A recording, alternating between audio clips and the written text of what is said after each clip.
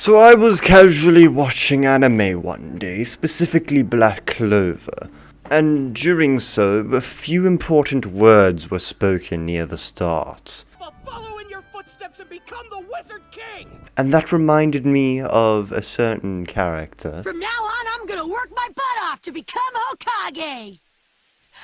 And so I decided I should probably entertain the idea that there is actually some kind of formula to successful shonen.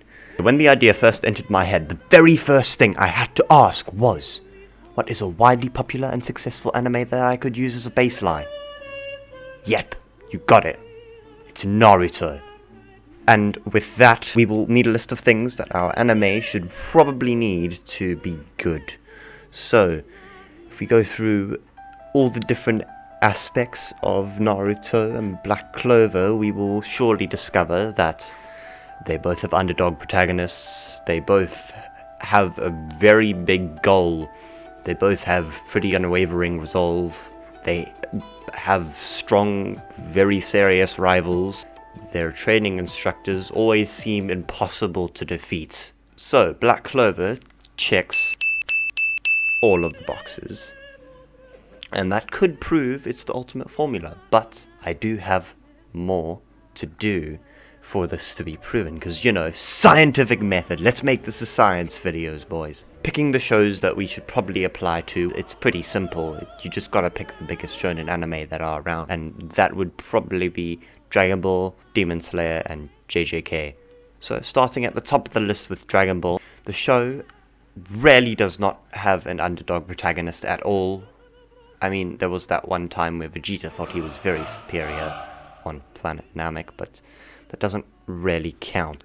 And if we look a little bit deeper, we will very clearly discover that the goal is to be the strongest. That seems pretty legit to me, but does Goku have resolve? Won't let you! Yes, that's a definite yes. Do we really need to ask whether or not there is a strong rival in Dragon Ball? And then of course we Beerus count as very overpowered instructors, so I think that gives it an imperfect 4 out of 5. Demon Slayer. Okay. Demon Slayer actually has a few very difficult elements to apply to. Mainly the first one, that's the only one, because it's kind of difficult to figure out if Tanjiro is helpless or not. Because there's a lot of crying. You know, Tanjiro cries a lot, as a joke. I'm gonna say that he's kind of sort of not an underdog. He's just low on the power scale. His goal, however, is very exaggerated. He definitely has resolve. And in terms of rivals, I guess Inosuke kind of counts, but that's a very complicated friendship, so give it a 0.5 ping. And oh yeah, of course, the Hashira, they count as impossible to defeat masters, so we can give that a rounded 3.5 out of 5, assuming I added that correctly, because I really have no idea. Finally, moving on to JJK, final piece of the puzzle.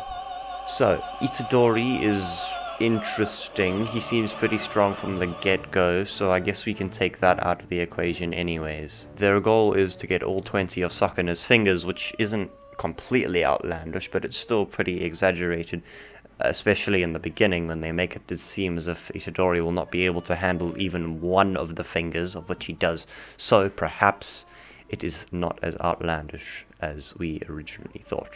In terms of battle resolve though, yeah, he has that.